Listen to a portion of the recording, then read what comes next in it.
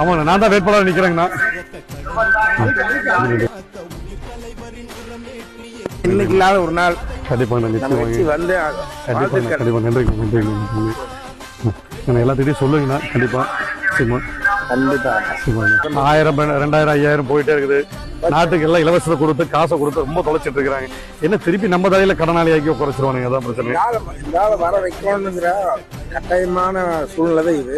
ஆமா, மக்கள் என்ன நினைக்கிறேன்னு தெரியல. இல்ல நம்ம போய் சந்திச்சு பேசுற வரைக்கும் ஒரு மாற்றத்தை எதிர்பார்க்கறாங்க. ஒரு சில பேர் வந்து அப்படியே ஒரு இதா இருக்காங்க. ஆனா ஒரு முக்காவாசி பேர் ஒரு மாற்றம் எதிர்பார்க்கறாங்க. கண்டிப்பா மாற்றம் நிச்சயமா நல்லா இருக்கு. கண்டிப்பா நன்றி.